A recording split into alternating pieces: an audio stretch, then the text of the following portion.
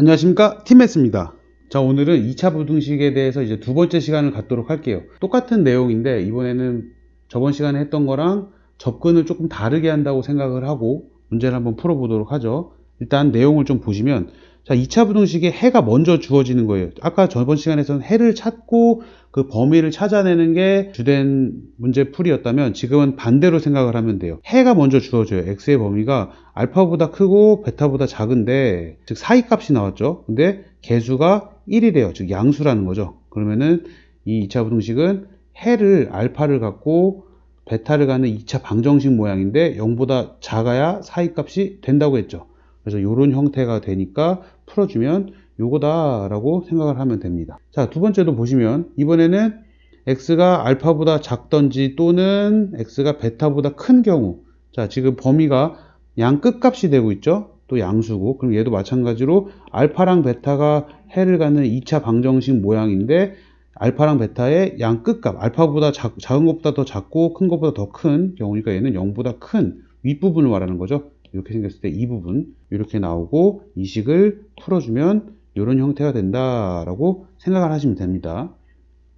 자, 이번에는 항상 2차 부등식이 항상 성립할 조건에 대해서 한번 알아보도록 할게요. 판별식을 가지고 푸는 거예요. 판별식을 하나씩 예를 보면은 ax제곱 플러스 bx 플러스 c가 0보다 커야 된대요. 항상. 그러면은 이 말은, 자, a를 0보다 큰 양수로 잡아놓고 봤을 때 항상 위에 떠 있는 거죠. x축보다. 즉 해가 없다. 서로 다른 두 허근이 존재한다. 이거랑 똑같은 말이기 때문에 다시 말해서 판별식으로 생각해 보면은 0보다 작은 경우 이렇게 판단을 할 수 있다. 이번에는 똑같은 식인데 0보다 크거나 같아요. 요 경우도 괜찮은데 x축에 접하는 정도, 0이 되는 정도, 이 알파 하나 정도 중근을 갖는 것까지는 괜찮다라는 거죠. 즉 d가 0보다 작아도 되고 d가 0이어도 되는 것까지는 다 되는 거니까, 그래서 d는 0보다 작거나 같다라고 이렇게 나오는 거죠. 이번에는 ax제곱 플러스 bx 플러스 c가 항상 0보다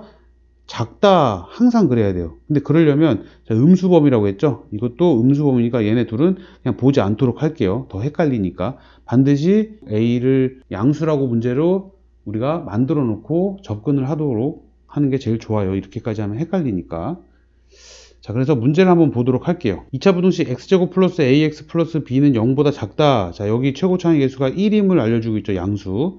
근데 그 해가 이렇게 생겼대요. 오, 사이값이네. 0보다 작으니까 잘했네. 그럼 얘는 x 플러스 4, x 마이너스 2를 해로 갖고 있고 0보다 작은 이런 형태가 되는 거죠. 그래서 이 식을 전개해보면 x제곱 플러스 2x 마이너스 8이 0보다 작으니까 a는 2고 b는 마이너스 8. 얘네 둘은 똑같은 식이라는 거죠.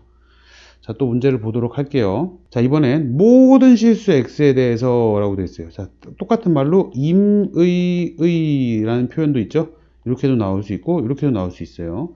그래서 다음 부등식이 성립, 이 말은 항상 성립해야 된다라는 의미를 내포하고 있는 거죠.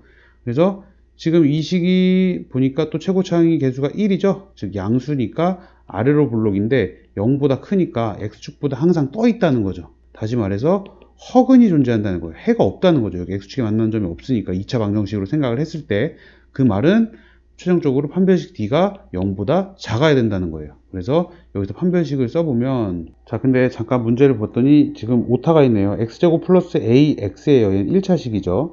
ax라고 써놓고 볼게요. 이 식을 다시 풀어보면 판별식이 0보다 작아야 되니까 b제곱 마이너스 4의 식을 하면 되죠. 그러면 a제곱 마이너스 16, 얘가 0보다 작으면 돼요.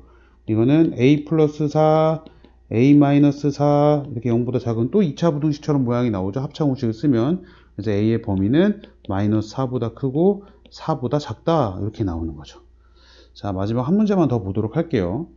자, 이번에는 범위가 주어져 있어 가지고 그 주어진 범위 안에서만 성립하면 돼요. 항상 그 범위 안에 들어가는 k 값의 범위를 구하여라 라고 되어 있는데, 자, 문제를 보시면 x제곱 마이너스 6x 플러스 k제곱 마이너스 7이 0보다 크다. 자, 이렇게 되어 있는데, 즉 x축보다 위에 있어야 한다. 근데 모든 실수가 아니고 0하고 5 사이에서만 위에 떠 있으면 되는 거예요. 즉 다시 말해서 이렇게 두 점에서 만나도 되고 한 점에서 만나도 되는데, 이 범위가, 즉 이 위에 있는 범위가 0하고 5 사이에서 이렇게 밑에 있는 범위가 있으면 안 된다는 거죠. 이 식을 일단 2차 함수처럼 한번 이번엔 적용을 한번 해볼게요. x제곱 마이너스 6x이기 때문에 완전제곱식을 만들어서 꼭지점 좌표를 찾아보면은 6의 반의 제곱인 9를 더했다 뺀 다음에 거기다가 k제곱 마이너스 7까지 붙여놓고 식을 보면 x 마이너스 3의 제곱에다가 플러스 k제곱 마이너스 16이